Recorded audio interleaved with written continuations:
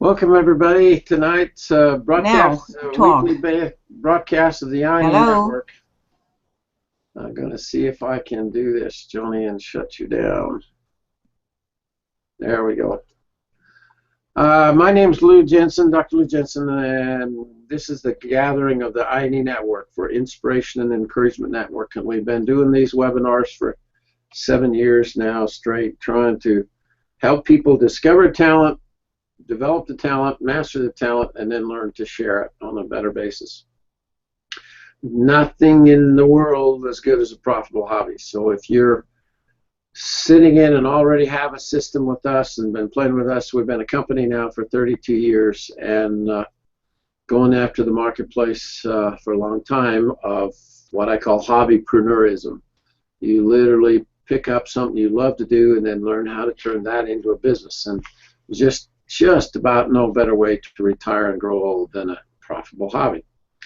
And as we do these sessions and have done this now for so long, I've kind of developed certain shows, certain programs that I want to enhance that I think are very helpful for people who are starting out and then for those who are kind of further up the mountain, what I call the mountain of success.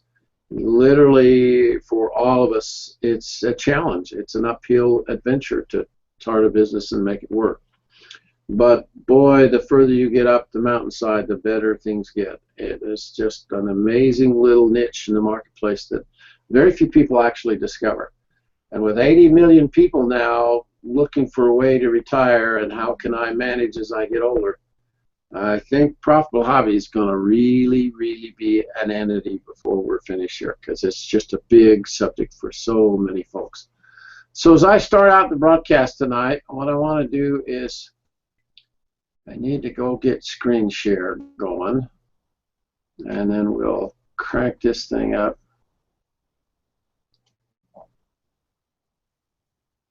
And we'll talk about a subject that's awfully dear to my heart. This is one that I think really matters a lot. So you should have a Success Mountain banner up. We do. Good, thanks, Mel. When all this got started a long time ago, 38 years ago now, when I was trying to find a way out of dentistry. I was a general dentist. My brother and I practiced together for 15 years. I just hated going to work every Monday. I made plenty of money, but I was so tired of hurting people. And I didn't like the job, the profession as it was. And I'm going, but what else could I do? How can I find anything else that could possibly work out for me? And then my hobby showed up. And in the process of figuring out what I like doing and learning how to pursue that hobby more and more, I began to have something in my life that was rather unusual all the way around. In the process, can you hear me now? I just went out. Yep, we sure can. I went out and I came back in. Now I'm. Okay. Can you hear us, Joni? Thank you, Nick. You keep an eye on that for me. I do a thing called One Tough Test, and I've been doing it in my own life for years. It's a journal thing where I kind of keep track of what I want to accomplish in an individual year. And then every year during the holidays, I come back and I look at how did I do. Did I get things done that were most important? The most difficult thing I've found as I've aged is I can get off the track so easily. I get all excited about it for a little while, and then this happens, and that happens, and this happens, and that happens, and then all of a sudden I'm clear the hell over somewhere else with something I really didn't intend to get into in the beginning. And so staying on track is really quite an issue for all of us, I think. And so I put together what I call as the toughest test in life is to look at yourself, to really evaluate how did I do last year and compared to what I'm going to try and accomplish this year. We've had a show that was quite a lot of fun this fall on the 1,000 excuses that we all use to avoid getting things done. And it's a pretty long list. And those excuses give us an out. It gives us an option. We don't have to do it because this happened or that happened. And I'm going, that probably is not a good way to actually get things done. And so as I try and move into the directions of the show tonight and review for you, those of you that have been on the shows with me before know you've heard one test before. But what I want you to do now is watch for an aha moment. I want you to, when I do these shows, I'm trying to bring up subjects and ideas and concepts that will basically impact my own life and let you guys sort of listen in over my shoulder. Because I can't do anyone else's life for them. No one can, and you sure shouldn't let anyone take over your life. The trick is to do something with what precious last little period of time that you have, make it productive, and get it to a point where it's actually doing more than you realize. We have a kind of a quiet tradition among ourselves to do this once a year. I go through this series trying to get you to see and look and think at your own circumstances. So if you'll back up tonight and kind of look at it from that perspective, you'll begin to realize there's some things that really, really, really are helpful. Our quiet tradition in our family now is to go to Salt Lake City and see the Christmas lights and go out to a special dinner and have a really good time. And I take my sister and her husband. Both Joe and Chris are disabled kids, and they've been married for 30 years, and we go check out Christmas together. And I wish there was a way I could package how good these two kids are with each other. They've been married 30 years, but you would not believe the exchange they have with each other. They're hooked at the hip completely, and they are so good with each other. Supportive, encouraging, inspiring. They are just amazing. And so when we go out like this, it's difficult for them to go do this tradition, but in the process it starts to set the stage for what we're going to talk about and do tonight in One Tough Test. And what you do is start some kind of meaningful tradition, something that is a way of measuring yourself at this time of the year every year. And I promise you it's helpful. If you don't see where you're soft and you don't figure out how to kind of temper the weak links in your life, you're going to have trouble from here on out. And it really does help.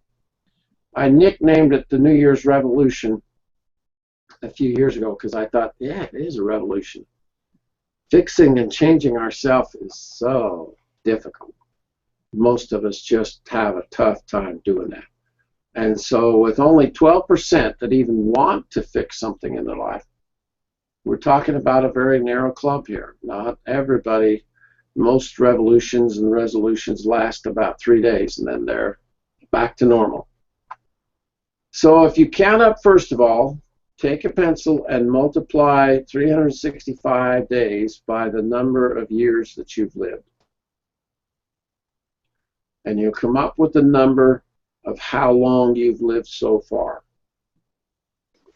And if you look at that number and realize that there's 25,000 days here, 25,000 days of living for me, less for all of you guys, you start having something that really has some genuine impact. I talk about Steve Covey an awful lot because Steve was my neighbor up here. He got killed in a bicycle crash a couple of years ago, and Covey wrote the book 7 Habits of Highly Effective People. Made a gazillion dollars off that book because we really do live by habit. We do, and we don't see those habits often. We don't even realize what's even happening, except we're locking ourselves in with those habits. It's most important to keep the most important things in life uppermost in our thoughts and our activities. So the idea here tonight is this: what's the most important thing? And how do I keep those goals? How do I make this year, 2015, ought to be just an absolutely dynamite year? But only if we keep things oriented.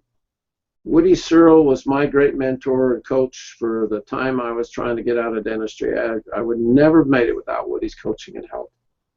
And he kept saying, if you're unhappy as a dentist, then fix it. Go in and rearrange everything. And it took everything to make that work. And I'm working on a book called Drawn, Not Driven. It's, to me, the secret of how to grow old and enjoy it. Don't let the drive to own and have everything anymore and to keep up with the Jensens and the Joneses. It's just not smart to have that be the dominant focus of the direction of your life. You find a passionate purpose and direction. You find that by leaning towards things you're drawn to. Makes all the difference now in what you're going to try and accomplish in these last few years. I've zeroed in on 7 blessings that are things that we give ourselves. This is not something anyone else can do for you. And often we don't see that we've lost faith in the future. We don't have anything to lead us, to guide us. We don't even use that in our lives. And I'm going, oh, that's not good. The very best thing you can possibly do is light up a dream worth living for. And that requires some faith in the future. With the news and the media and a storm of negativity that's just sweeping the world, it's just beating everything to death now. You've got to have some pretty thick skin to get past the fact that the world's going into a trash can or it's not. Are all the opportunities gone? Is there no chance and opportunity for you now? I sure hope you don't think that. But as I go through these 7 tonight, I want you to kind of think about, maybe I'm let go here a little. Maybe I'm not zeroing in enough on that grand dream, because without the grand dream of where you're headed and taking your life, I don't think you'll accomplish much. The next is to discover your individual strengths. If you know what you're good at, and that leans you in the direction that you're going to actually go. I talked to a young man who was a sales clerk at a men's store the other night, and God, he had personality up the kazoo. He was so fun. And as I visited with him, he says, I just really struggling right now. I can't figure out what I want to do. And I says, well, for sure, look at the fact that you have a strong individual personality. Look at this side that you've been handed that gift and that ability. I said, now you need to enhance that and make that your career. Next is the overcoming side. The third step is to overcome. And I kid you not, this has to be everything in life. I could sit down with any human being and they'll list all the things they don't have in their life. We all seem to be a little more adept at looking at what we don't have. I don't have this, I don't have enough time, I don't have money, my dad wasn't rich, I didn't get an education. I mean, there's a long list of these excuses. But there are people who overcome regardless of their circumstance. They find some way to overcome. And my sister and her husband Chris are those very kind of people. Admirable people to pay attention to, because when they can have as bad a living physical body circumstances that they've had for their entire 60 years, and yet, my God, their attitude and disposition is amazing. It's really, really been something for me to move into that primary care role, because I thought I knew, but I did not know.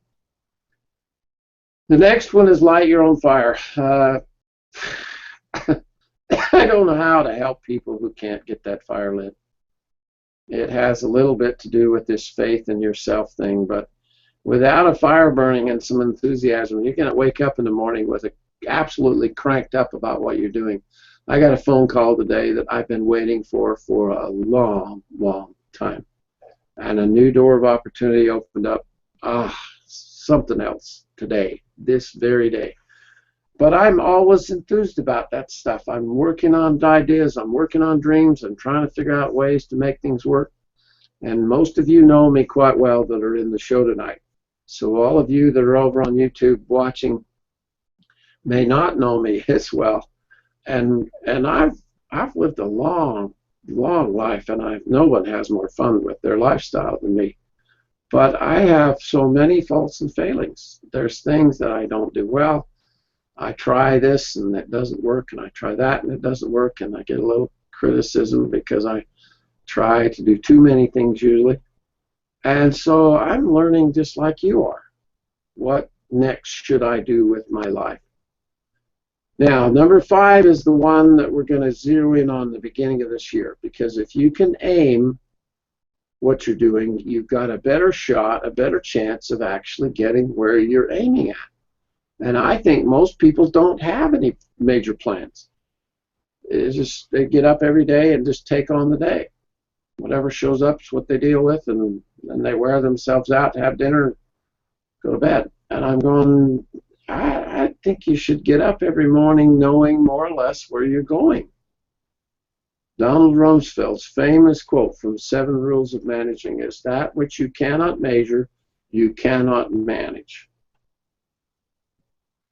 Then the really significant one is the staying on course, the persisting to the end. This is the great human trait, great human characteristic. That single thing right there, persistence, can overcome any other thing you want to throw in the equation.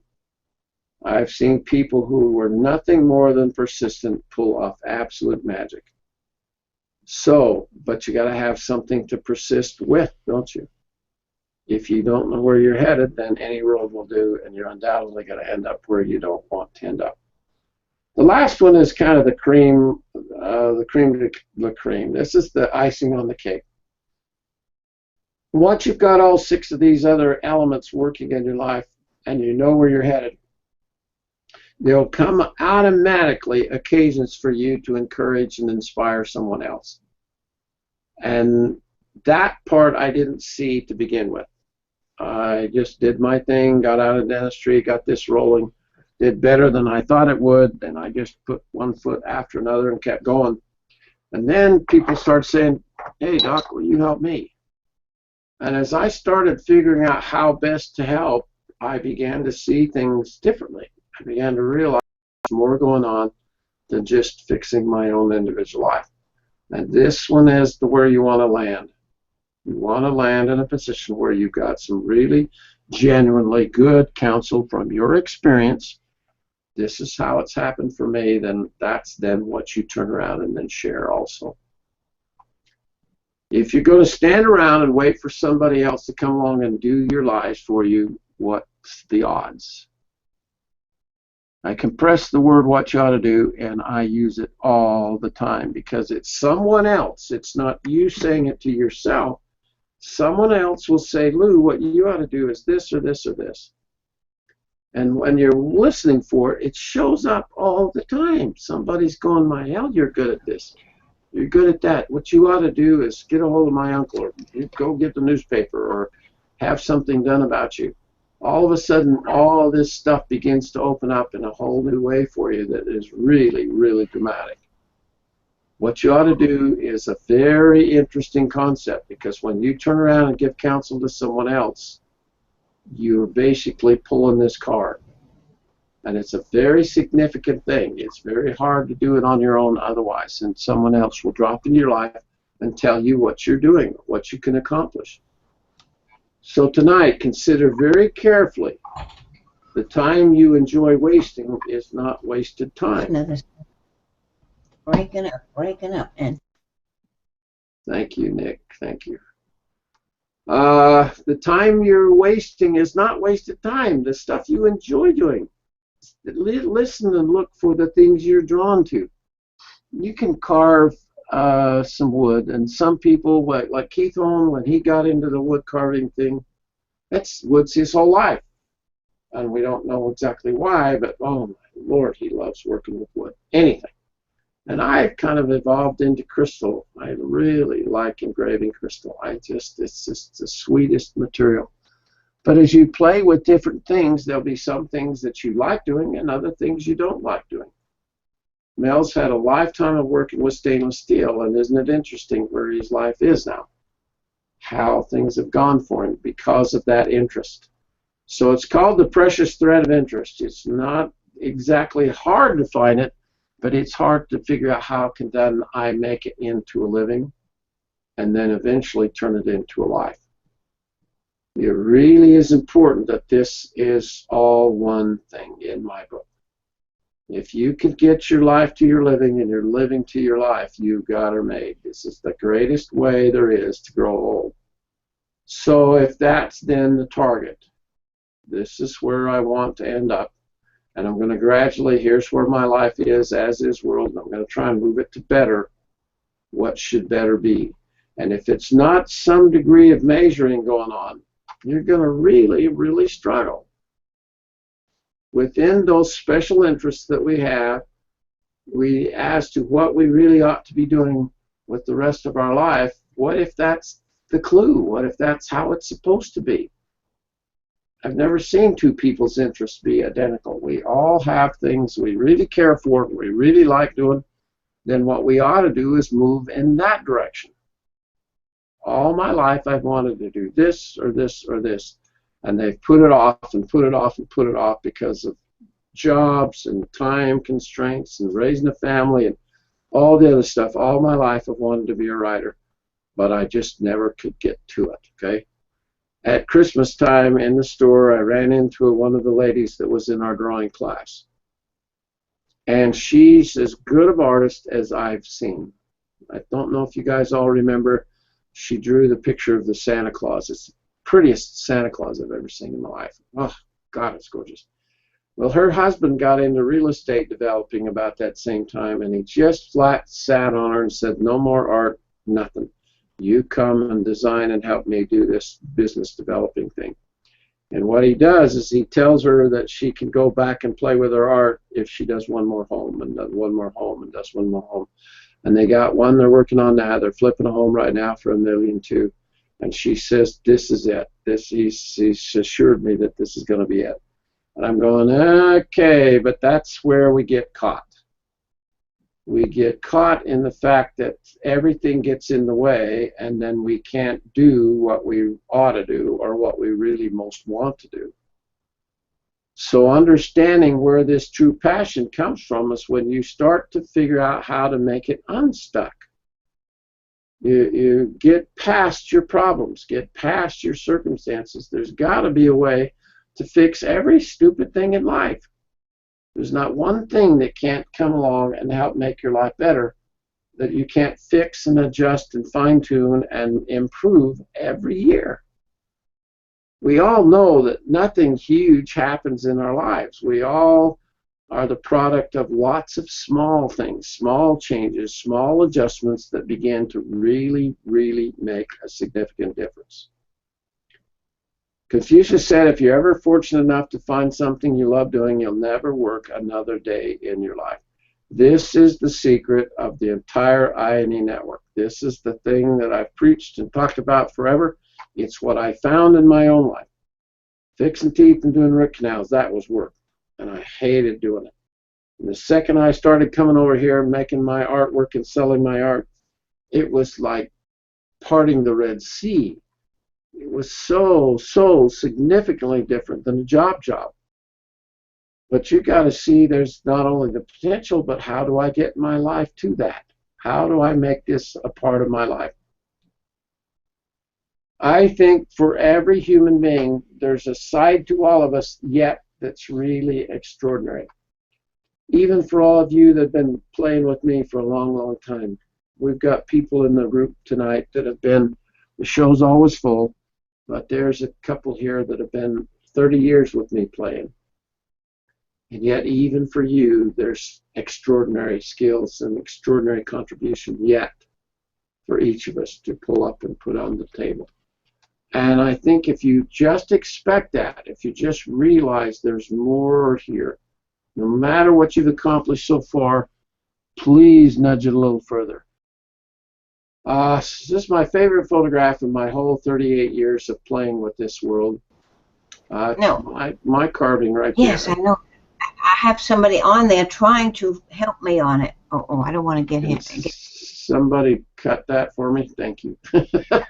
Joni Beck is in Florida, and she's frustrated tonight. Her computer's not working up to speed, and she's having a hard time. So we'll hope you get that fixed, Joni, okay? And you can jump in here on the end of the show.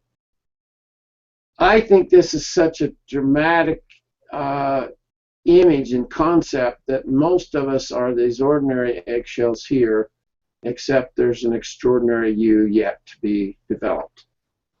And most just don't work hard enough at the developing of this artistic skill. Your personal expression, you do it a little here and do it a little there, and you never get really, really determined about seeing, I wonder what I've really got in me. I wonder what I could accomplish if I really started to focus my efforts and push it forward. For me to start carving eggshells with a high-speed dental drill 38 years ago and find all the opportunity I found now, had I pulled away at any point in these 38 years, none of this would be here. And I think the only thing I've done right is stay with it. I don't point to any other thing, that I just am a pretty persistent guy at staying with what I like. What I enjoy doing is where I play. And it's the ace in the deck for all of us. If you begin to see that what you can become and capable of becoming is the only end in living. I mean, who did more with their life than Robert Louis Stevenson? And if you can begin to sense that you've got something inside of you, a way to go, something that has tremendous potential, then I think all of a sudden you take this thread of interest and do something with that. Do more this year than you did last year, not less. Lean into these threads of interest and see if you can't turn them into something, and then never let go. Never, never, never let go. Okay? When I finally came up with the idea of starting the ID Network, all I was doing was trying to figure out a way to preach and teach what I saw as successful cards in the game of life that some of our people were pretty good at. Some have succeeded way more than others. And if you study their lives much, you begin to see there's some things they do that the rest of us kind of don't get to doing. And they make it all work.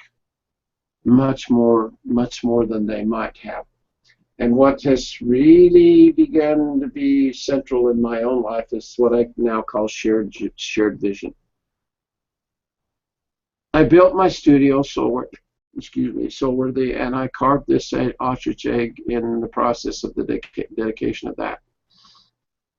I've bought OurJourney.tv, so eventually I'd like to see the ID Network have its own cable television network.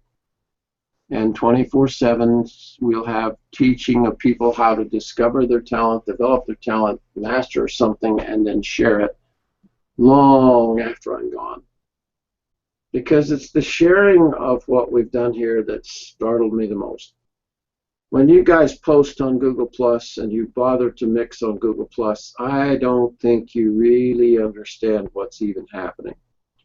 It's the most amazing thing I've ever stumbled onto in business and in life and living. The hardest thing in all of business, especially with something people want, is finding your customers and finding your relationship. Because in the world of wants, things that people want, it's all like-minded stuff. If you do something, you got to find a customer who likes what you like. And so understanding that and figuring that out, in the past, it's been the most difficult thing ever. I spend $30,000 a month in advertising trying to find customers who like what I like. But every time you spend the money, you don't really know for sure. But now, when you put something on Google Plus, Google says, okay, I know what Nick likes, I know what Mel likes, I know what Ron likes quite a bit, because they keep track of us better than we do ourselves. And then the second someone else comes on to Google Plus, 300 million people every day, they say, you'd probably be interested in what Mel's doing. You'd probably be interested in what Ron's doing. You might like what Nick's doing. And if you haven't spotted how powerful that is, it's the most amazing thing in the marketplace that has ever happened. So let Google do all your connecting for you. All you got to do is figure out how to post and do a lot of it. And I'm still trying to figure it out. I'm coming up on 1 million views now. I think I'm about 2,200 followers, but oh, good Lord, I'm nowhere near what a lot of them are. So if we're going to make this your very best year this year, where the inspiration and creativity intersect with your passion is what I think you should really concentrate on. If you're having a ball doing what you're doing, aren't you going to do more of it? Aren't you going to get more serious with it, more determined to see if you can't pull it in the direction of really, really working well for you? You don't know any dentist that walked away from the profession. You don't. None of them do. They all get locked in and they stay with it all the way out. They don't ever tell anybody how upset they are at being a dentist. They'll call me because they can't tell their wives, they can't tell their staff, they can't tell their patients how much they hate their job. MD's the same thing. But boy, do I get an earful every year. Because as soon as they find out I found a way out of dentistry, a successful way out of dentistry, man alive, they're all over it. And I call it opportunity intersection. You're going down the freeway of life, the fast lane of life. You're locked into that speed. You're locked into those obligations. And what you got to find is that exit.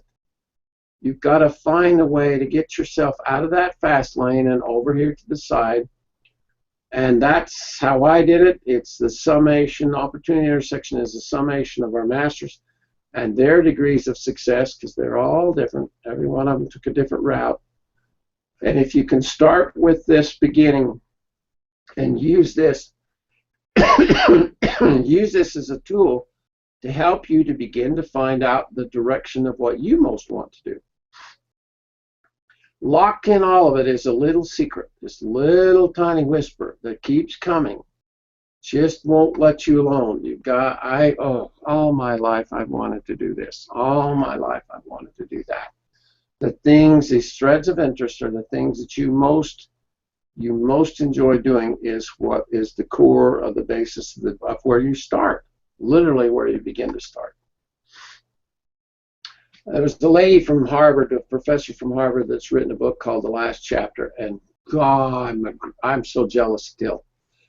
She got the best name for a book about this subject that I've ever heard of, because the last best chapter is where we are now. Most of us are similar in age range, and we got only so many years left now. We're not kids anymore. The old circumstances don't apply now.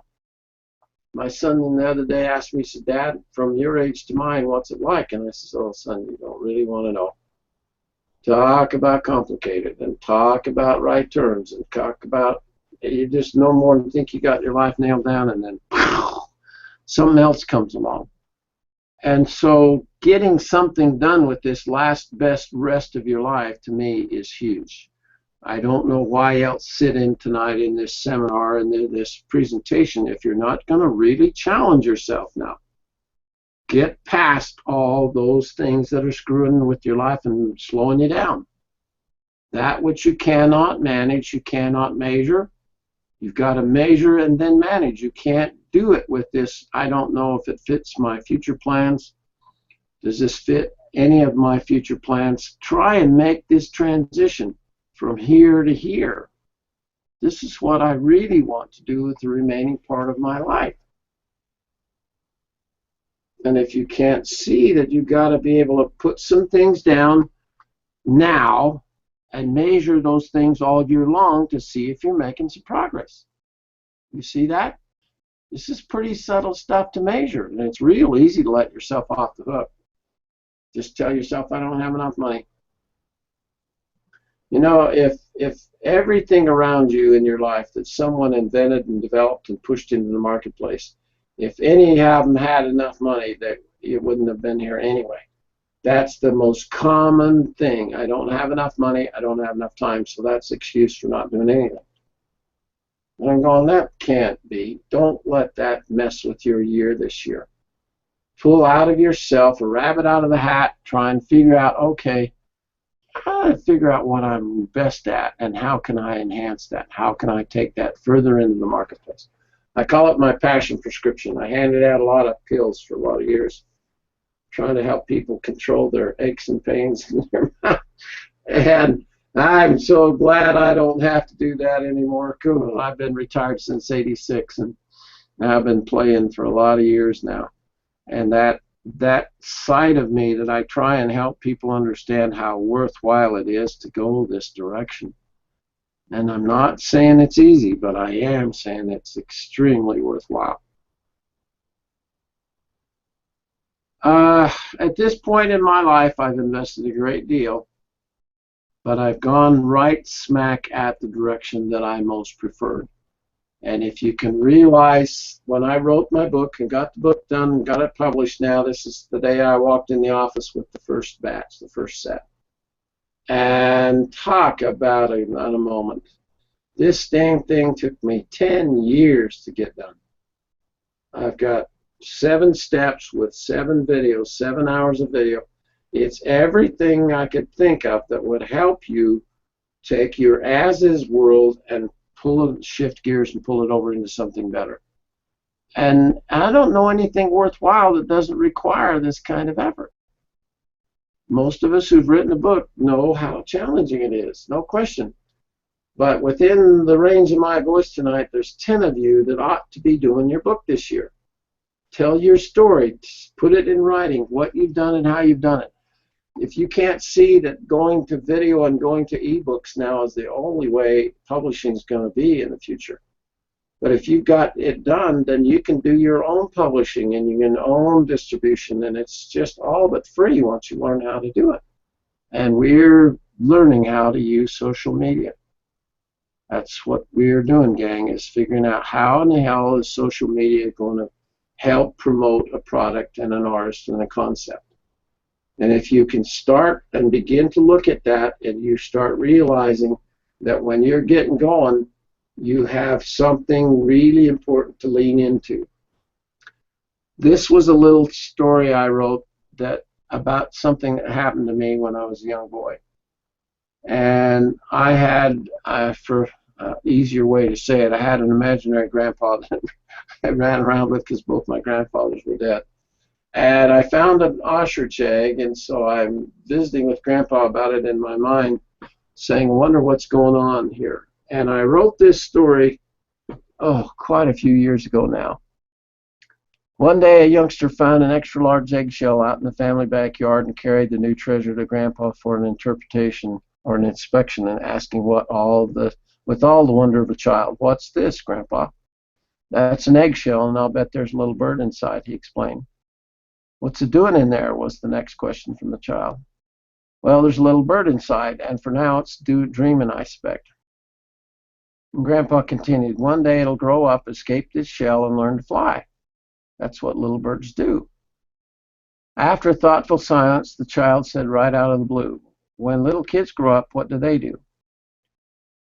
Pleased by the kind of comment that Grandpa described, decided this was one of those magical teaching moments. So he said, "Why, my child, when you grow up, you'll dream great dreams, and eventually you too will escape your shell.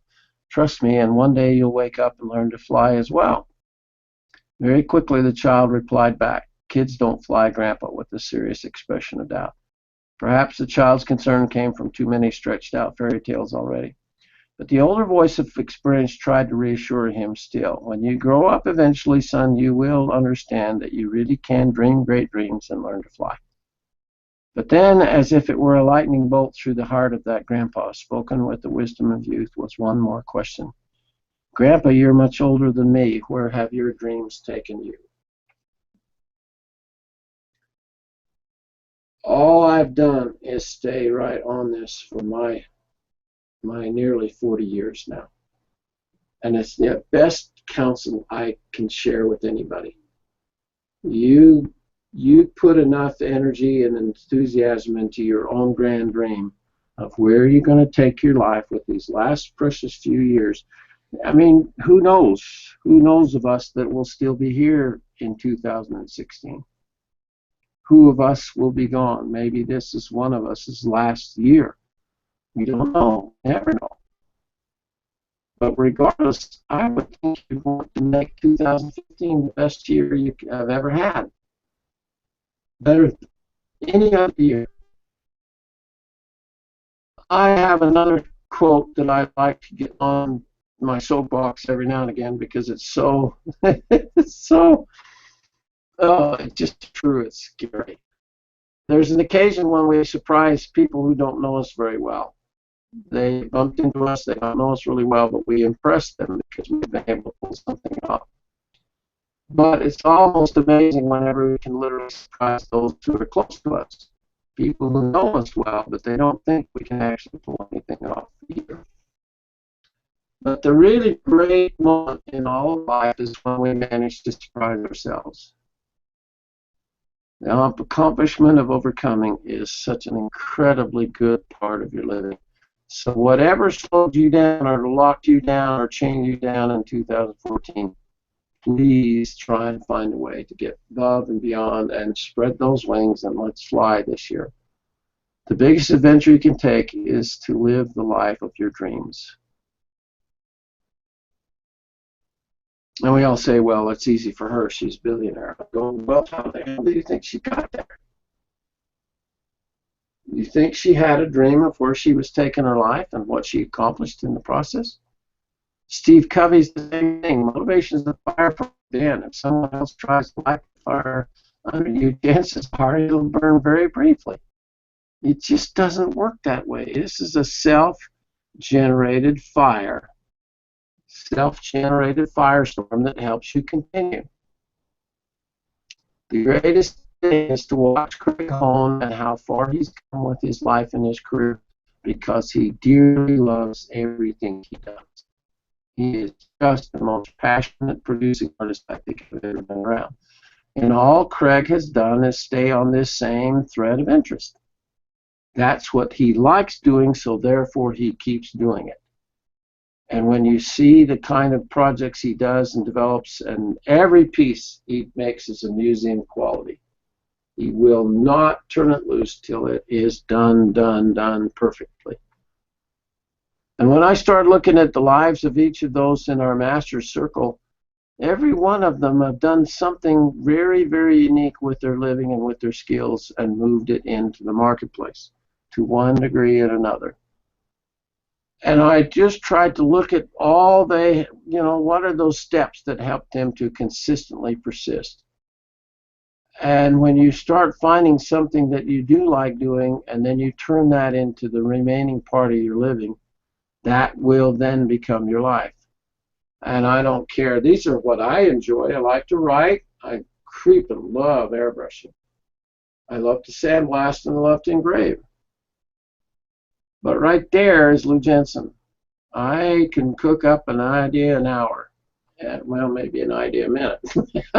I love conjuring up new angles, new ways to think. That's what led to the drill. It's what led to my whole life. And right now, I'm launching the greatest idea of my entire life. I've been talking about this damn thing for a long time. But now I'm going to begin to make things happen, and I got probably the greatest return phone call, business potential call today. And when I start playing with my world, I call it Doc's Hatchery. Everything started with carbon eggshells in my world, which is about the dumbest beginning for a new enterprise, a new industry that you could have. I was so fascinated with what a high-speed drill would do on an eggshell. And it's the silliest. You can't show me anything more worthless in the marketplace than an eggshell. And yet I've stayed on task and turned it into my entire life. When you start realizing this hobbypreneur thing that you're taking on, you're taking your favorite thing, a passionate prescription, and turn it into enough of a business to write off a ton and make a little money. And that's an awfully, awfully good reason to do what we're doing. You master something, you persist with that. I tackled every single idea that came along, everything I could think of from the eggshell carving on up to where we are now. All I've done is persist. But you got to know what to persist with. All of this has evolved from September the 12th, 1983. I didn't have a drill. I didn't have anything. I signed the papers for the corporation on the kitchen table of my friend in 1983, and Judas Priest. All I've done is stay with it and nudge. Every time I get a chance, I push it along a little further, a little further, and a little further. And if you could take these same steps, these same persistent steps that Darwin has and that Nick has and that Sarah did. Sarah's passed away. She's our only master to pass away now. But it's how Gary's built his life, how Denny's done his life, how Al's doing his life, and how Keith is still doing his life. They're basic fundamental principles that if you'll see what's there and begin to follow those, you'll have a really good shot at taking something and make it work well. As I go through these values now, this should start to be something that begins to be pervasive in your thinking. This is the measuring thing that we're talking about. And you begin to build a list of the things that matter to you. How good a friend are you, really? How much do you really help and take care of your family? How honest are you? Are you a kind person? Some people flat aren't. They're just miserable to be around. I think it helps to be faithful. I think helping others is a big deal. If you have a spiritual side to you and understand how much impact the great side of the world we don't understand yet can help you solve problems and help you find your way dramatically. There's no way around hard work. No way. This is the answer to it all. Having empathy for others, being fair, being generous, being creative, be a good parent, be intelligent, have love for humanity, be a team player, be patriotic, be a tough negotiator. I worked on this one. When I first got started in business, I was a pushover. And I just about bet most of you are too. Learning to trade and learning how to negotiate for what is then yours is quite a big deal. And so upcoming in one of our next upcoming shows, I have a 3-part series of upscale marketing where we're going to touch on this pretty aggressively. Make a lot of money, so why? You want to make a lot of money so you can have the big home and the fancy cars and all the other stuff, or do you want to be able to lean in and help people? And both of my mentors have helped them worth a fortune, but they've helped people their entire lifetime. You good at managing your finances or not? Are you good at managing your workload? How artistic are you? How athletic are you? Are you knowledgeable? Are you a great cook? Are you conscious of beauty? Are you bold enough? Or are you a timid person? Do you have a good business sense? This one everyone struggles with. Most don't understand business at all. Are you charitable? Are you cheerful? You do community service, church work, civic accomplishments, craftsmanship, creative dignity, discipline, discover something new, discreet, educated, empathetic, protect the environment. Did you see how long this list is? These are all human traits and human characteristics. And if we could have someone else analyze each of us, we'd say, oh yeah, I'm really frugal. And yet an outside consultant coming in and looking at your life would say, you want to bet? You're not even close to careful with your money. And so it's seeing where we're good, but then figuring out where we're not so good and saying, you know what, I'm going to work on this one this year. Or this one right here. Whatever you sense when it shows up, this little nudge, this little moment where you see and think about something you've not even thought about before. Okay? This stylish thing is a huge deal. Most don't succeed as artists until their individual style shows up. You can look at every one of the homes on Keith, Craig, Al, the kids. Every one of them succeeded beyond imagination, except every one of them's work is completely different. And I can tell Craig and Al's work, I don't care what they've produced, I'm going to know that's an Al home piece, and I'm going to know that's a Craig home piece. And that style that you prefer, you got to pursue that a ton, or it's never, ever going to even show up.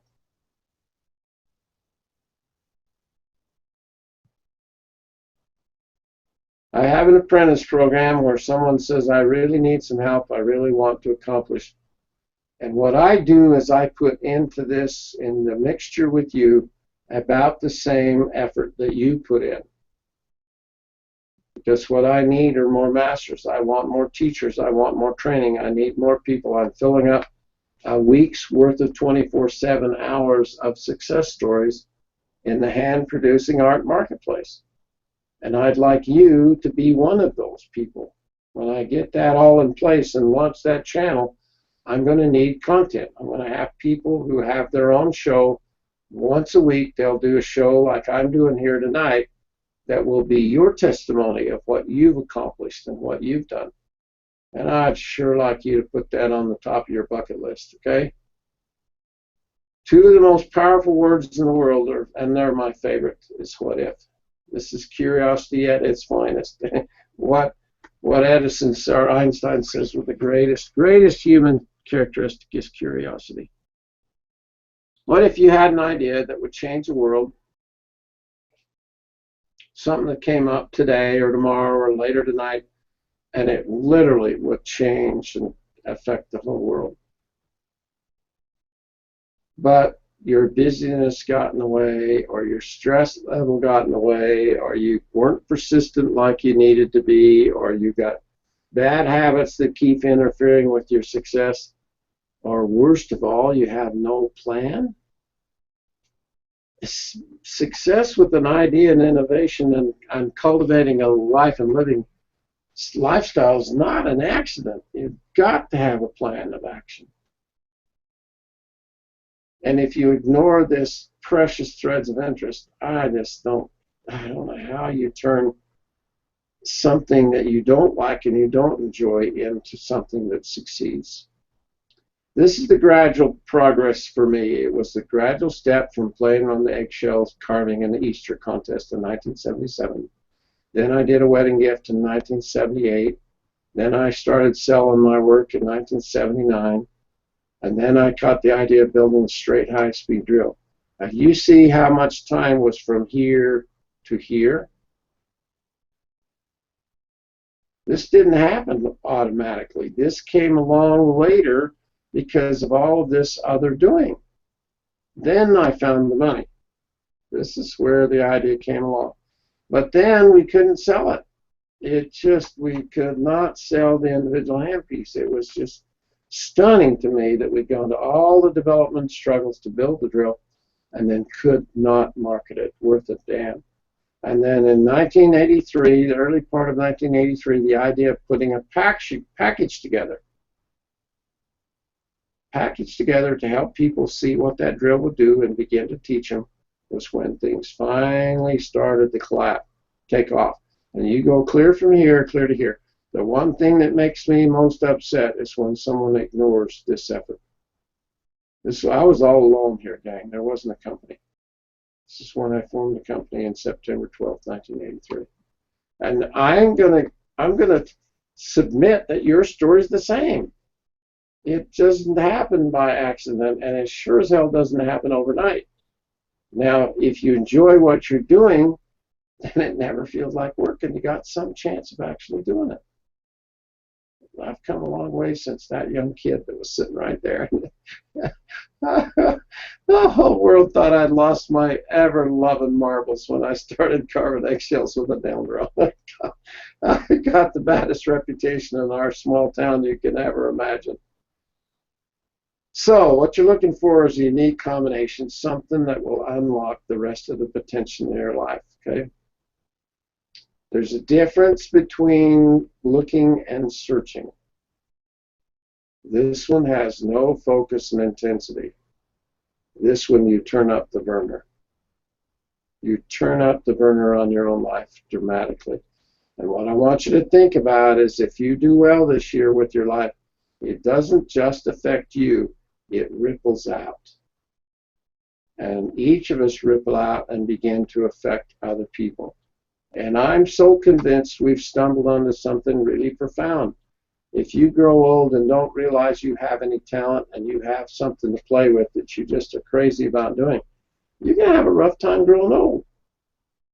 There's nothing like a really serious hobby in your life to give you the sanity to grow old. It's the oldest, almost the oldest rule in the book. And if you can sense it all, I have lots of individual conversations with some of you about what's going on with Google+. I've been in business for 40 years, including dentistry. I've never worked for anybody else. And I've had pretty successful businesses that's now evolved into 3 separate businesses. And I'm more or less retired, and what I do now is play on the web. And I've looked at Facebook and I've looked at all the other social media, but I guarantee you, you mark my words in the sand, before it's done, Google will, with YouTube and Google products, will, well, they already are dominating. But Google Plus's social media is the one that's working the best. It's so flexible, and it's so unbelievable how it can get a decent phone, get you a good smartphone, and you can play with a Google Plus account on your phone in your bed in the morning. My first 2 hours of the day are playing on Google Plus because I can do it on my phone. I don't have to sit down to a computer. It's growing so fast and it's so strong, it's unbelievable to me.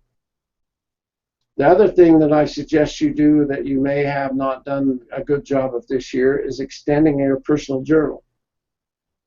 You want to put all of your interests, all the things and ideas you have in one place and let it cook. It's a hatchery, if you will. In the idea world and technical innovative development for most intellectual property for universities and stuff, they always have an incubator.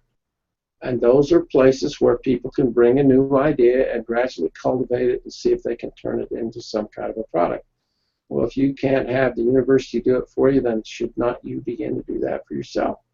I spent this whole last year teaching people how to build an electronic journal. How many of you have added to that electronic journal and are using it? Are you not then maybe missing huge opportunity? You don't even see these interests. You don't even realize what you could be playing with. And then you should all have created a community this year. Begin to build some community. You can do this for free. All you got to do is build an individual community and continue to kind of support it and grow it. Lance, could you get on your microphone quick and tell us how many are in your Gunstock community now? I just looked at that today, and I noticed I'm just over almost either at 200 or just over, and that kind of stuck up on me. The last 50 of them, I didn't realize I was growing. It's just growing steady. Now that group of 200 people are very like-minded people, and Google Plus helped you find them. They wouldn't have signed up for a community if they didn't like the subject and the direction you're taking it. And so as you do that, I know it's getting big enough. I know it's getting big enough because I'm getting spam posts. Yeah, you're getting some visibility when there's spammers that are coming after you for sure. But now what you do this year, Lance, is begin to build 2 or 3 other options that are similar but different. And what you're trying to do is find out, okay, how can I make this grow better, grow faster?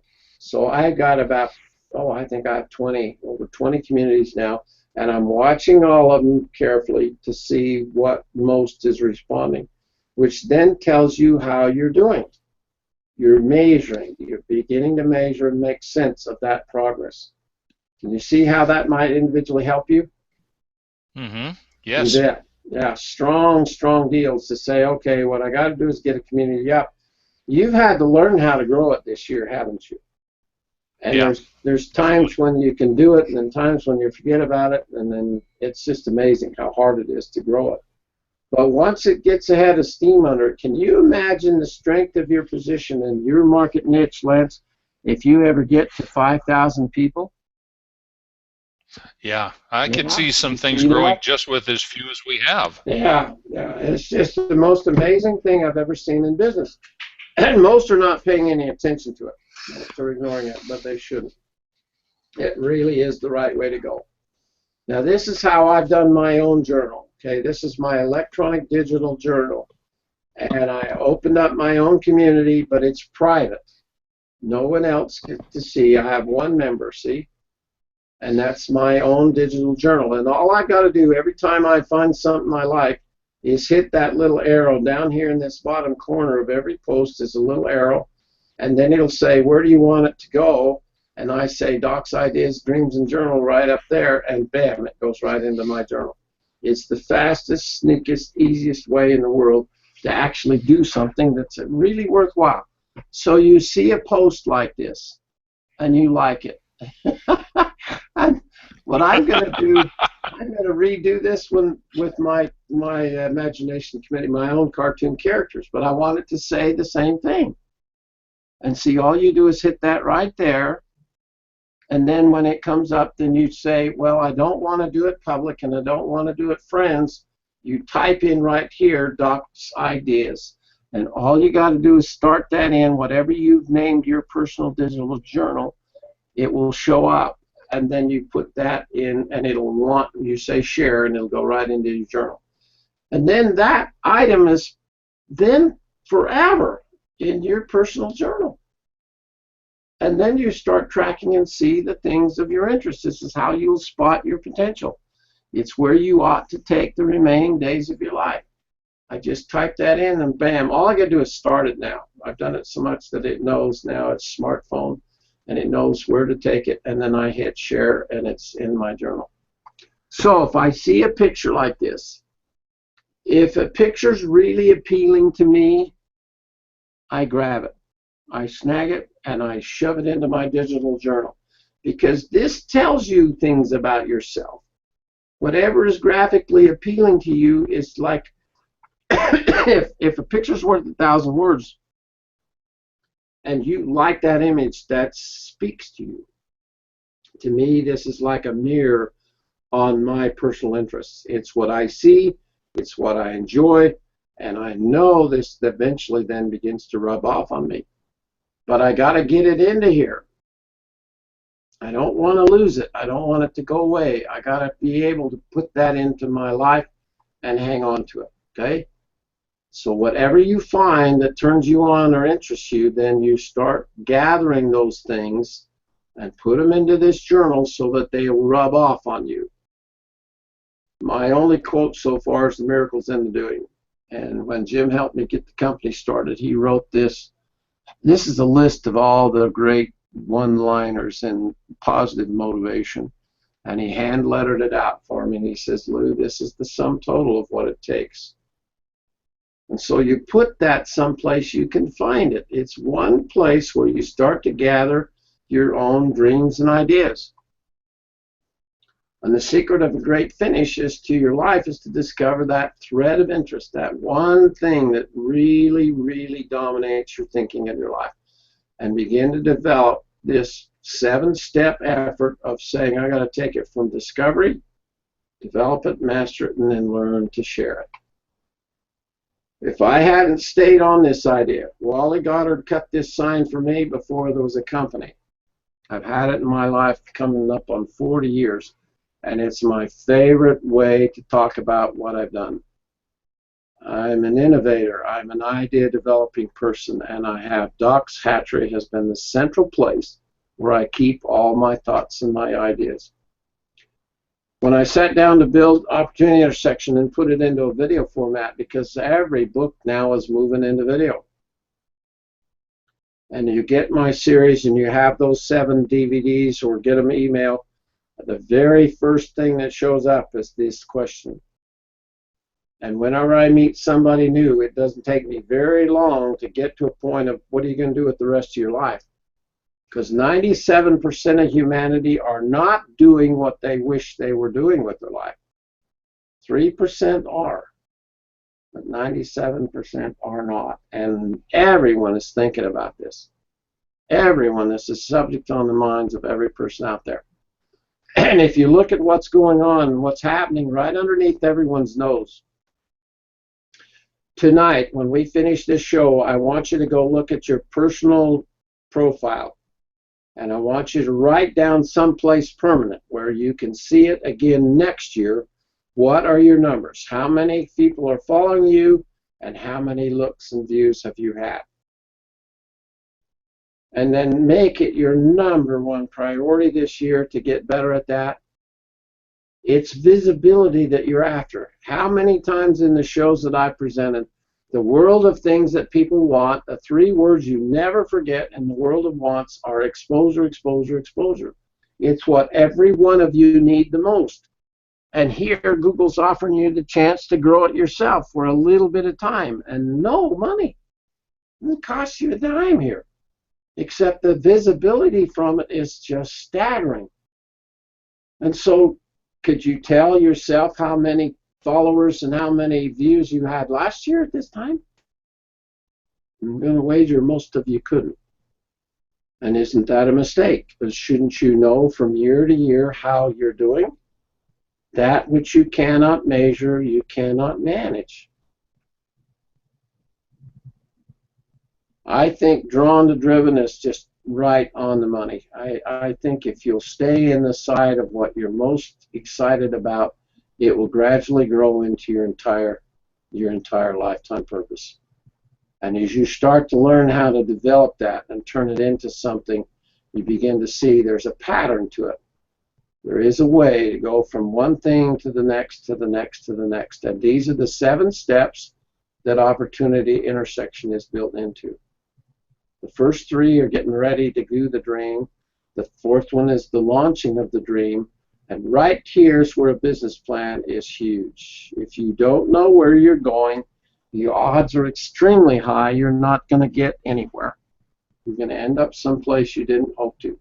From the second you launch the idea and the concept in the small business, from then on it's measuring and persisting and constant lifting and sharing others. This is the sharing part of the business. We don't sell anything. We trade and share what we have learned to do. Okay? Pretty interesting ideas when you begin to discover that you have something to share, something you're good at, something you enjoy doing, and then you begin to develop those circumstances to the point where it's starting to literally make more sense. You're beginning to move in a direction where the strength will help you succeed. And from then on, it's just staying with that course. Once you know, and it's interesting, eternity lets you know you're onto it. You just go, there's some signal that says, oh, damn, I should have been doing this my whole life. It comes up every time. And then the very best blessing is to get to a position where you start to sharing it. Lift as you go, as you lift as you go. Now, I have one other little bit of dental counsel that I like to share on this particular show, and that's that what you chew on is all that you can eventually swallow. And what you shall swallow automatically becomes what you become. It's the law of the harvest. What you chew on is what you'll swallow, and what you swallow is what you'll become. And if you don't do a consistent journaling, this is the only way I know to measure this is where I am, this is where I want to be, and I'm trying to get my life from my as-is world over to something better. It takes a journal to measure it. There's no way to do this with just casually got it in my head. Make yourself a plan and then follow your individual individual plan. When we're trying to change things in our lives and move beyond our habits, that is the toughest thing in this world to do. And when you're trying to stand out and move your own individual thinking, your own individual lives in a direction that celebrates your uniqueness, not hide it, not stomp it in the ground, not dare put it out on a candlestick and let it shine out. We're supposed to go after our uniqueness, not avoid it. I talk a lot in step 4 about the game of chess. And I try and help people understand that if business is exactly like a game of chess. And if you're the kind of chess player that waits to make your move after the other person, the opponent, has made their move, you will never win. Never win at chess. You have to make your moves out in front. Jay, you're on with your mic. Can you get on and tell everybody how many shows you're planning to do this summer, outdoor events? Right now, last time I looked at my calendar, I think it's either 6 or 7 that I've got lined up starting in April. Already. Yes. So is that quite a bit more planning ahead this year than it was last year? Yeah, this time last year, I actually went back to look at my calendar from last year. When I looked at it for January of last year, I had nothing on my calendar. Bingo, that's the right answer tonight. Thanks, Jay. Yeah, look, you're doing it. You're doing it, and you see it's an advantage. It has to be advantage to get out in front of your life. In business, you can't play unless you do. You just spin your wheels and mess things up and lose money. If you're going to make the risk and go try and do these events and things, you really have to get out in front of it. And a year in advance is not uncommon. Not uncommon at all. Now, the way you learn to play chess and play the game is to do more of it, which is what you've done last year, isn't it? Oh yeah, it is, and then, and by doing that, especially in, the world that I play in, the motorcycle world, you start building a reputation. I've got, this year I've already had 2 or 3 phone calls, people saying, hey, are you going to be at such and such rally? Because you're going to be there, we're going to be there. Yeah, absolutely. So, it's building that reputation. You're building a client base now, an inquiry base first. They haven't bought anything from you yet, but they've met you. They know you. And the next time they see you, they say, okay, next time I'm going to have him actually do something. And so as you persist with what you're doing, then your effort from the year before multiplies into the checkbook the next year. And you got to do that. It's the only way that whole thing seems to work. From when I posted this up last year at 2014, these were New Year's kinds of ideas and concepts. But now it's the same place a year later. And if you've done some things that helped you improve this year, then you can chalk 2014 up as a pretty good year. You made some progress. But if you didn't measure it, you haven't largely accomplished hardly anything. And I think, to me, as we start this new year and we start tonight, what I'm mostly trying to help you do is to begin to understand this planning process of saying, okay, if we're going to plan now, how do I turn that bugger back off? There we go. There we go.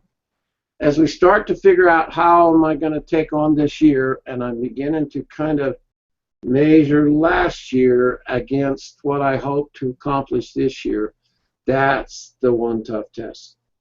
Because most people don't do what I'm suggesting tonight we do. I do it. I've done it for a long time, and I have a lot of people who say, God, Lou, you lucky sucker. Things just drop right in your life. And I'm going, no luck, ever. Luck isn't success. It's a matter of stacking the deck and making opportunities line up and then doing your damnedest to make them fulfill. And the more you persist with the directions that you're planning and thinking about doing, the odds go way up and way up and way up that you'll get to where you want to get to. Now, my suggestion as we finish up, what I want to do is have each of you talk now a little bit.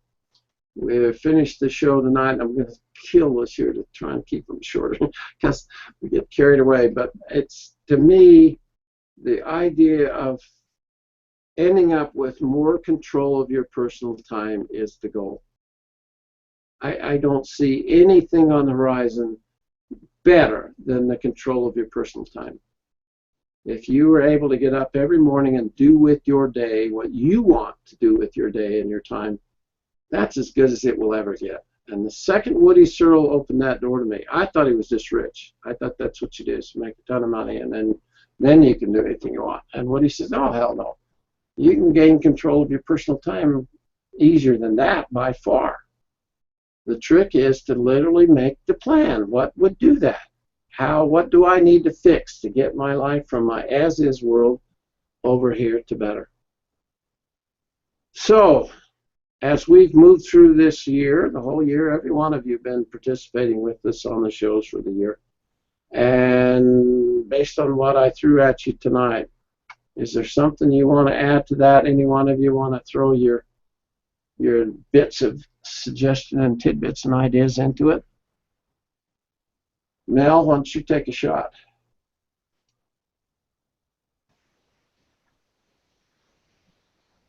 Okay. Okay.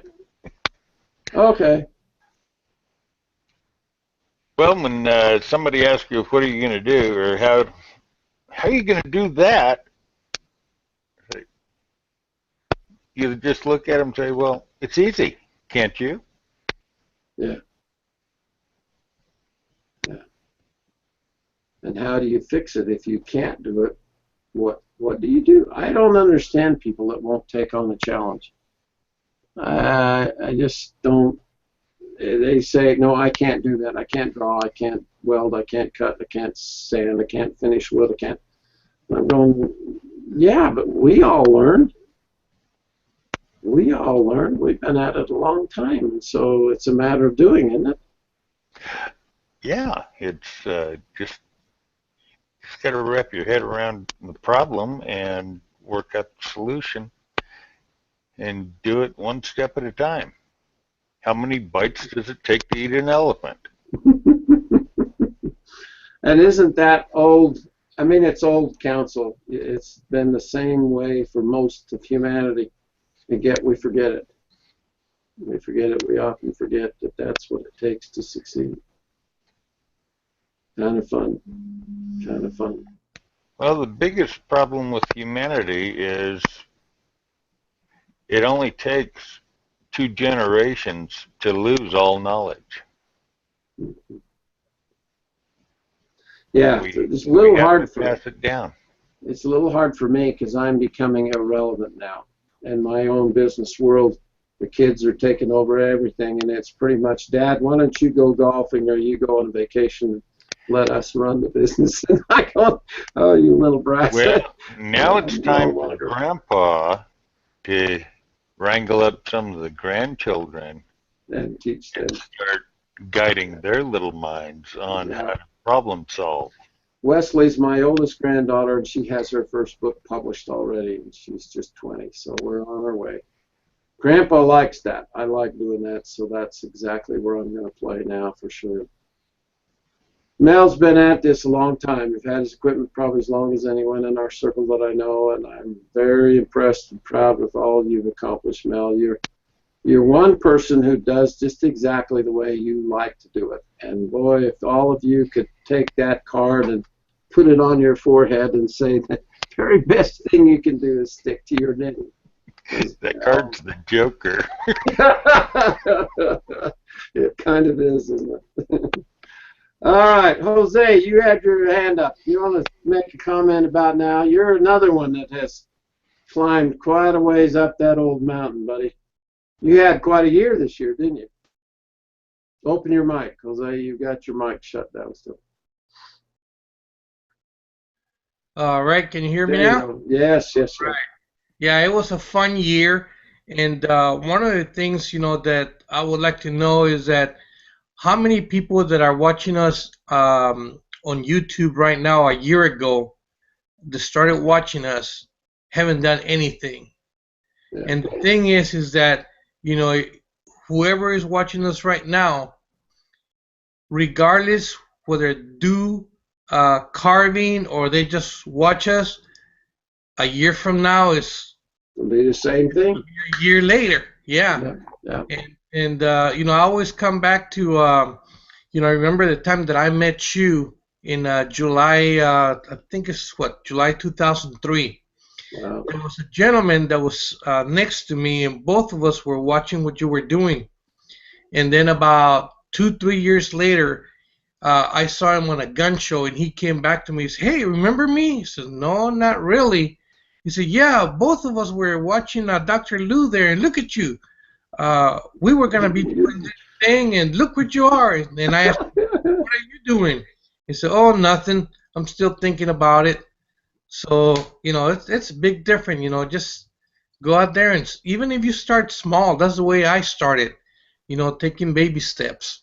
Just go out there and do it, and, things will start working out. There's a lot of us here in the network that we can help you, any questions that you might have. So. Yeah, and the mixture of those of us who've done it, it's got to be the similar story for all of us. We all started where everyone else starts as an amateur.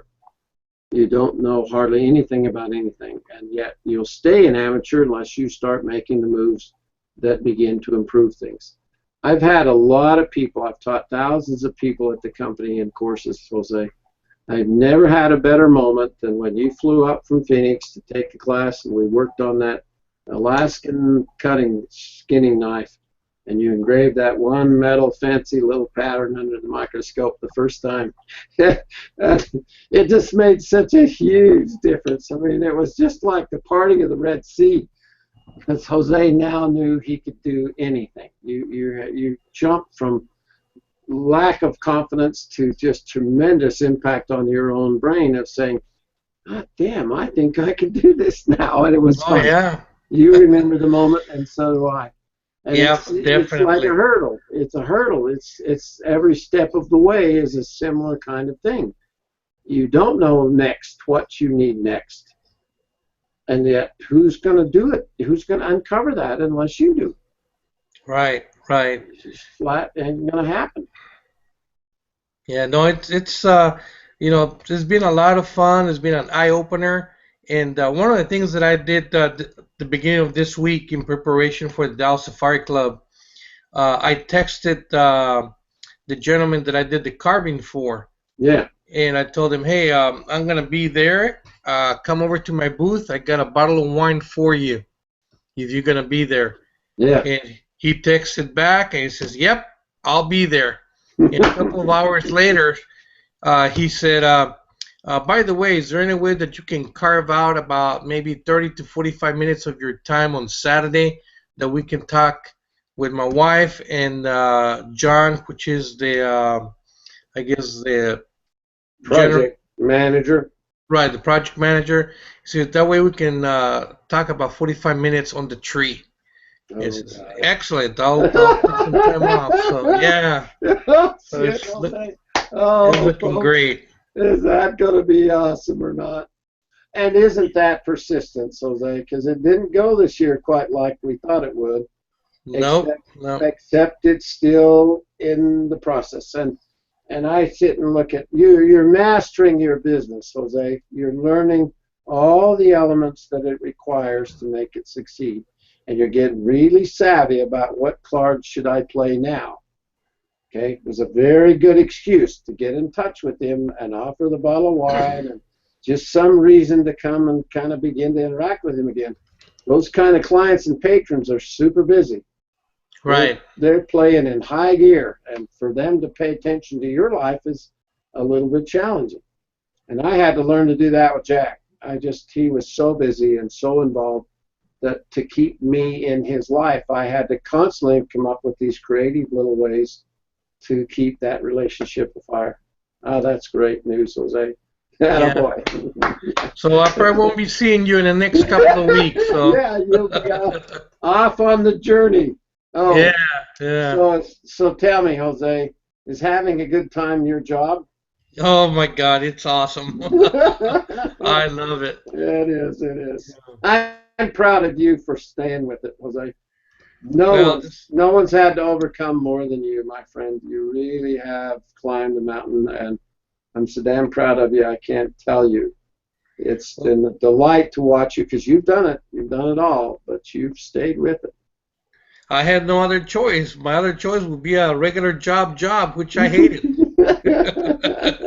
Yeah, you and I both had the same kind of motivation, didn't we? Yeah, and I've been talking to some of the people that I used to work with, and some of them have been laid off. So geez. it's kind of bad, But hey, I love what I'm doing, and sometimes I meet him in some of these engravings that I do at Costco or some of the other supermarkets. I see some of my friends there once in a while, and says, "Oh, you're still doing this?" I says, "Yep, but I'm not really working. Look at me, I'm just having fun." Playing. So yeah, Still having fun. Paid to play, Jose. exactly. Paid to play. Doesn't All right, get any better than that. You have a good year, my friend. All right, all Thank of you for too. jumping in tonight. I appreciate your comments immensely. All right, take Let's care. go to Lance, and then I'm going to come over to Nick. I want you guys to each, and then I'm going to just pick each of you individually. How's your year been, Lance? Well, my year's been great. I figure I took 2014 to really lay as much foundation as I could for what I wanted to do.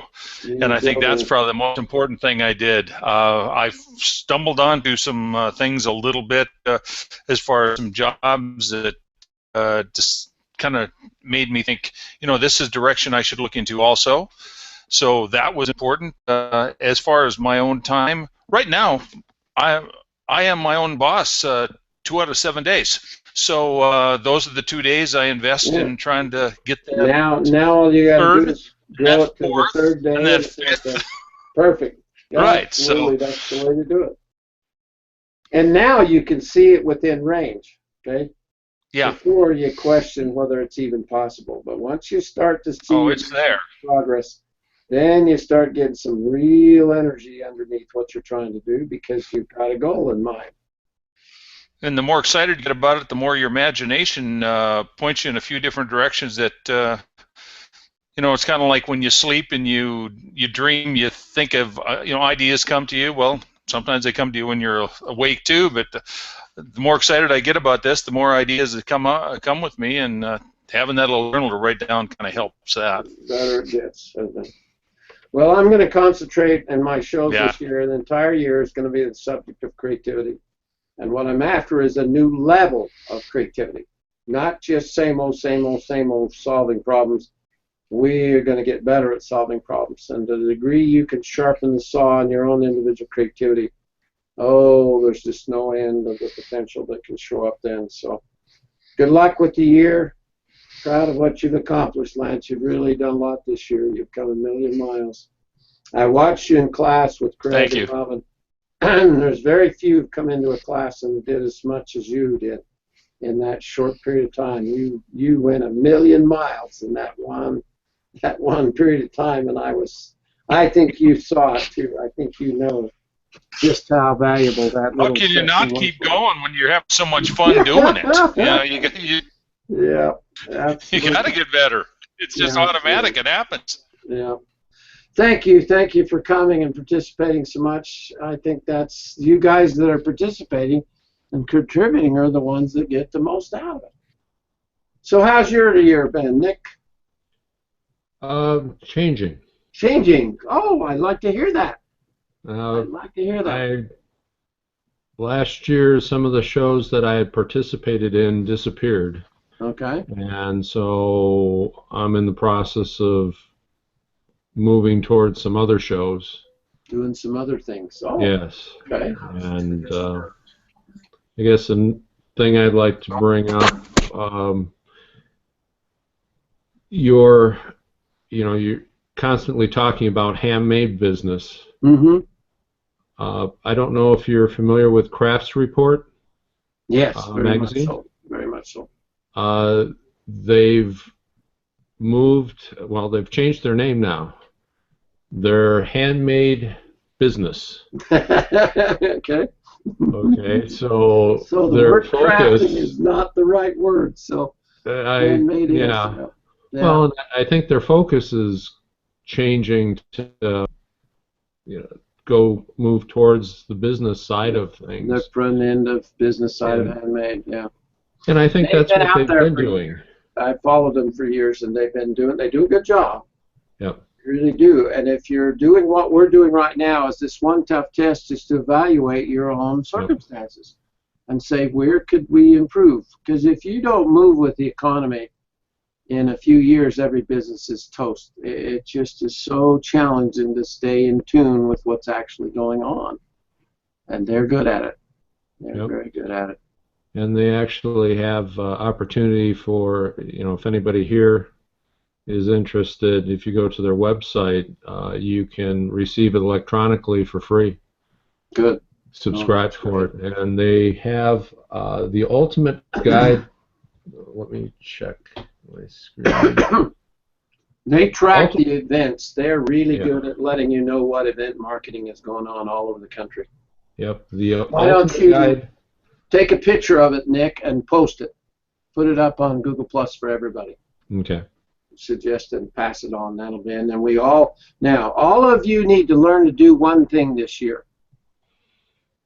What goes down your stream, what you see daily on Google Plus, is not what we all see. Google throws in front of you what you most likely are interested with. And so if you're not growing your stream and cultivating it and getting rid of stuff you don't like, if someone posts something and it shows up in my stream with some of the really bad swear words in it, I block them. I just stop it right then. I don't like that. I don't think that has a place in public. And too many of these kids think it's just okay to do anything and say anything and throw it on Google. But I eliminate that from my stream from that moment on. And so you need to learn how to block things you don't like and then join communities that you do like. All of you need to plus one more. Every time you see something you like on your stream every day, plus one it. And make a comment if you can. That's what really drives people's names and reputations upward, is if you make a comment as well. Then that little arrow in there is when you take a post that somebody's done and you repost it up on your stream, and then it comes down through everyone that then watches the same kinds of things you do. So that reposting is huge, and almost none of you do that. Most of you. Ron does it, Mel does it. You need to get in the habit of reposting what you've liked or the comments. So everything that I bring out, if you'll plus one it, make a comment, and then repost it back down through your stream. That reposting is dynamite way to multiply the visibility of all of us, and it takes 1 second to do it. It's just absolutely nothing to doing it. But we need to get better at that. We need to continue to repost information that somebody else has done. Debbie, you do a lot of it. I've seen you repost quite often. And so those of you that are doing it, just do more of it. But those of you that are not doing it, please make an effort to make a difference this year.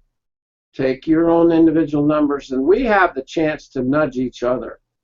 That's what really represents success on Google+, is when you've got allies who are getting stronger, and those allies then connect with what you're doing and shove you even further into the future. And it's all individual exposure. How have you done this year, Deb? Been a good year, been a busy year for you, lady. Yes, it has. It's been very busy.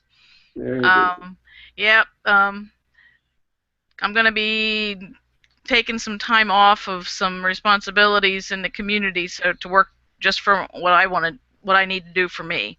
Good girl. Good girl. I got a little stressed last year being on 2 different committees and in charge of it and president of the church council. It was just a little more much than I could handle. So I'm backing up and taking care of myself first now. It's okay for somebody else to do their share now. Yep, somebody else's turn. Because there's some things I want to accomplish in my art that I want to move forward on, and I have to have the time to do it. So. Yeah, absolutely. Well, I appreciate all you bring, Deb. You've been very consistent. You're moving in the right direction. I think you know it now. I think you can finally see I'm making the moves that I need to make. And those kinds of things usually respond really well. So this could be a good year for you. Yeah. Yeah, I just completed a really big oil painting. The gentleman hasn't come to pick it up yet, so I want to post it so bad, but I can't. Yeah, well, that's always an issue for sure. Most of the things I've done for Jack Solomon, he won't let me publish it either. It just kills me. I'm going, I just did that big crystal piece for that, the Baroness of Norway. And they keep saying they'll get the picture of when she got it and everything that went on in the presentation of it, except it just never quite shows up. And I think they've now changed their mind and she doesn't want the publicity, so that's all changed. And I did a piece for a guy in Denmark a little while ago. That Bertel Harder was the developer of the euro dollar and pulling the European Common Market together. And I did a crystal piece for him. And those kinds of contacts and open doors, they're amazing, but sometimes they're hard to use. They're a little funny. Oh, plus I also bought myself a new camera. Oh, dang. Oh, shoot. Oh, that makes the new year start off pretty good, doesn't it? I got a Nikon 3200, so I can with an extra telephoto lens. So I'm jealous. Oh, dude, I'm playing with that right now. Yeah, I'll bet you are. Oh. What color is it? It's black. Ice black. I got my wife the red one. Now I got a black one. Well, have a good year, and I'm proud of you, Deb. You're making great progress now. And the main thing is to realize you're the captain of your own ship.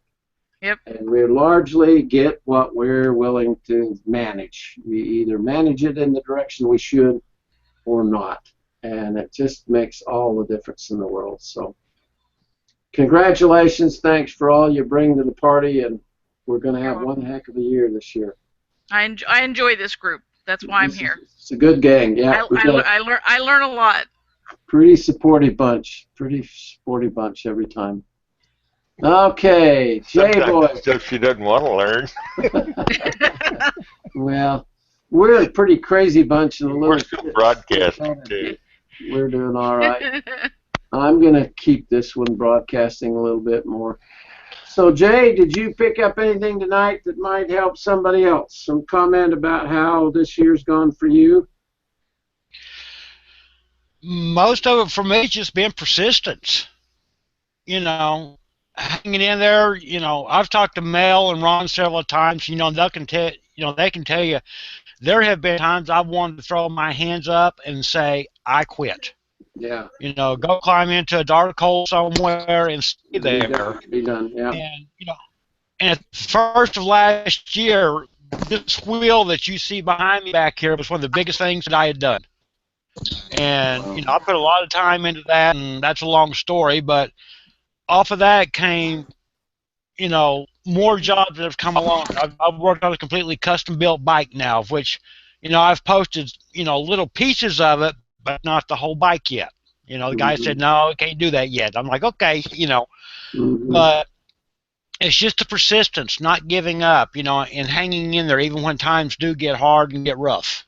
And doesn't it help when we're all encouraging each other? I mean, it does. Encouragement It really does. was the thing that I came along in our group. The reason to do it together is for that degree of encouraging. Sometimes you're the one that encourages someone else, but sometimes you're the one that needs the encouragement. And we all are in those categories, often. And your story, Jay, you're growing one of the greatest stories in this whole thing. As you succeed more and more, there's very few started with more disadvantage than you. And you've come a million miles, my friend. I really can't tell you how impressed I am with your overcoming and your persistence. So you keep going, okay? I plan on it. Like I said, I've already. A lot of people out there that are going to live on the words of Jay Richardson one day, and that's cool. Yeah. I've already got what I've got on my calendar. You know, I'm still looking for more to add to it for this summer. So we'll see how this summer goes. All righty. Thank you for coming and participating on a really regular basis. Joni Beck, have you got your mic going now finally? Did you get your computer moving? I've got it on now. I got Right. it on, but your voice and everything kept breaking up and sounding like it was talking over a microphone. I mean, you know, the sound of a microphone yelling. But anyway, unfortunately, this week has been a very rough week for me. Number one, I lost my dog that I had for 14 years. No, And sorry. then for the last 24 hours, my husband and I have been traveling because his sister had a stroke and she's in the hospital and all that sort of thing. And we just got back not 15 minutes prior to getting onto Barely got home in time. Well, bless your heart for trying. but as soon as I get rested up and get myself going, I'll get back to you and talk to you about some more Alrighty. things I'm doing. You bet, Joni. Alright. Bless you, have a good year, and have 2015 for all of us maybe be a little better year. Yeah. That would be really good. Really, really, really good. Yeah. Okay, Ron Schneeberger. I was worried you weren't going to get in tonight. I'm going, where the heck is Ron? Well, Here you are. Google kind of rewrote the app for the iPhone, and they've been having trouble with it, I guess, so that's why I didn't get on Oh, okay. until just now. All right, well, perfect timing. But I watched it on Perfect timing. YouTube, so I watched the whole show on YouTube. Good. Good. Well, we appreciate you, Ron. You know the subject, the idea of measuring yourself and keeping track of how you're doing. It's as old as it goes. In the world of sales, if you don't measure your sales and your effort at selling, you don't do very well, do you? No, you gotta keep track of the numbers. I don't care if you're just starting out or whatever you're doing. If you don't watch the numbers and keep track of them, you really have no idea what direction you're headed. Just saying, oh well, I sold a piece here, I sold a piece there. Well, that's fine, but you know, what did you do last year? You know, how many people did you talk to? How many businesses did you go see? Did you take your lunch hour if you had a regular job? And how many businesses around where you work could you stop in at lunchtime and see if they need gifts for Christmas or anything like that? Yeah, you're going to get no's, but they're worth paying. I mean, every no you get puts money in your pocket, whether you believe it or not. And you just gotta make the effort. It's you know, we all have a lot of fun, but there's a lot of work to having a lot of fun too. Yeah.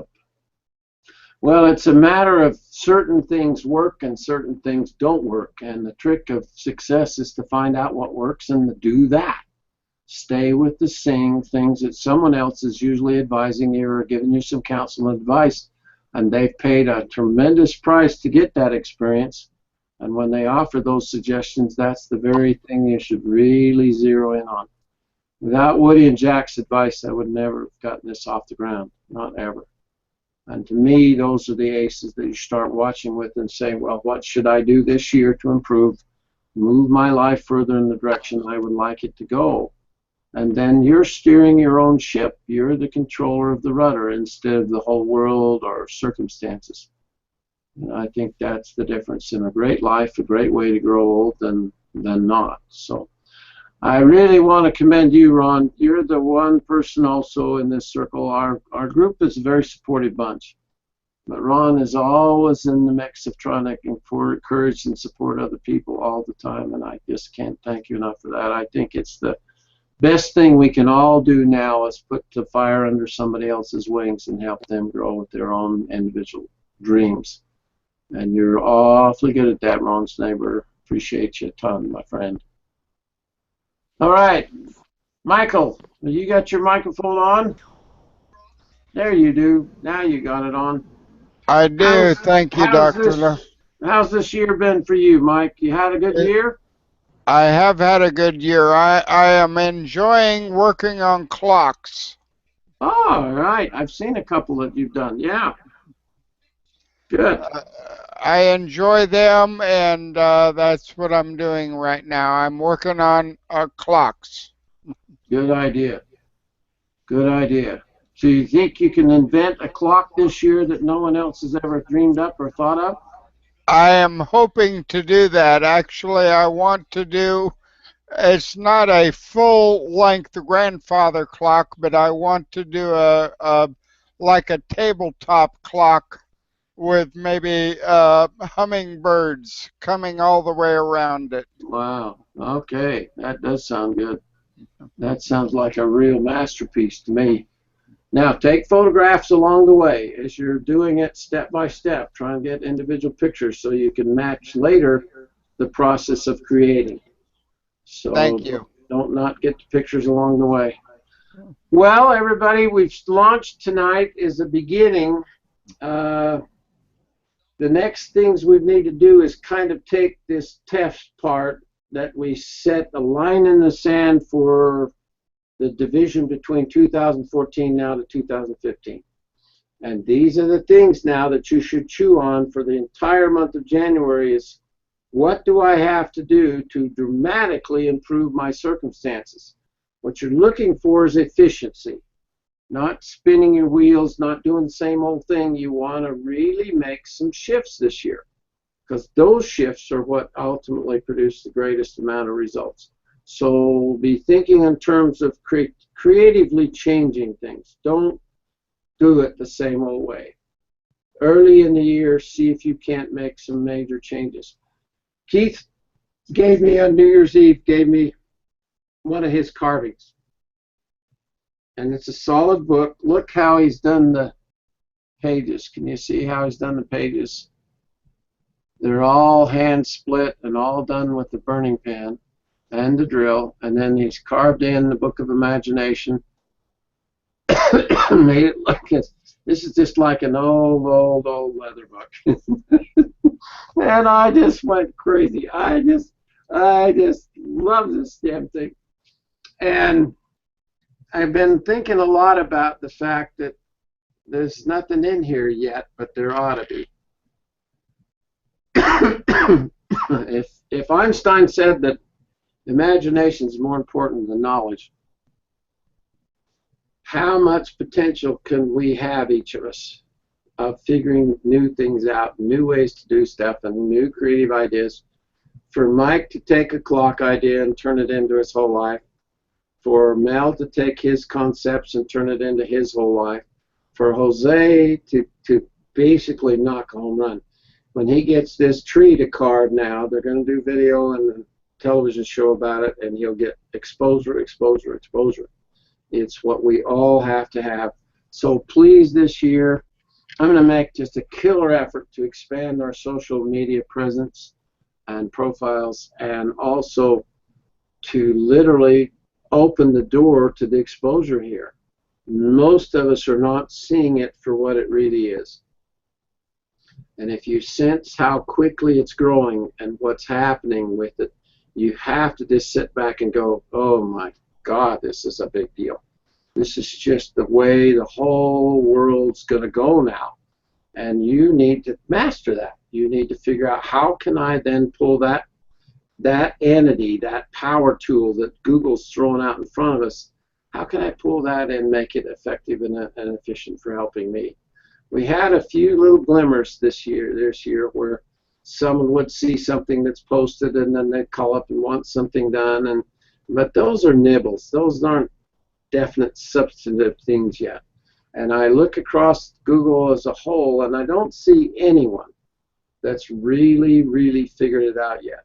I think there's so much more here that we can all do. And if we do it together, oh, damn it, guys, we're going to have a really, really, really good time. So thank you, all of you, for your contribution and your participation. You guys are all really regular, the ones in the film strip tonight. You come often. I guess you get what you come for. What I hope is this mixture of our thinking is better than doing it alone. I just don't think any of us have got it figured out, and we really do have to share what our experience is, then does help ourselves and does help others.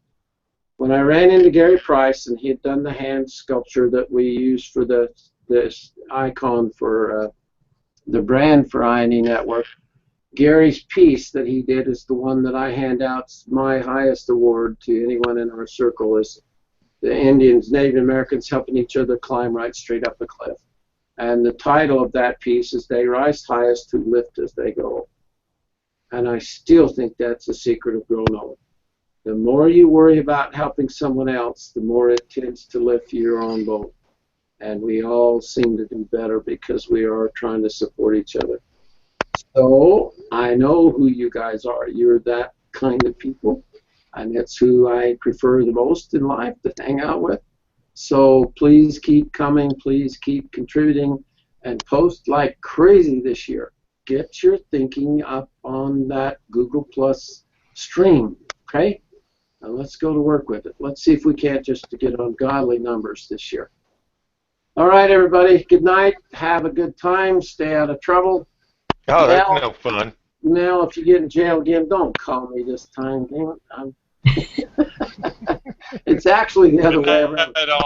They put Lou in jail and Mel gets me out all the time. He knows the system. Good night, everybody. Good night. Good night. Good night. See you later.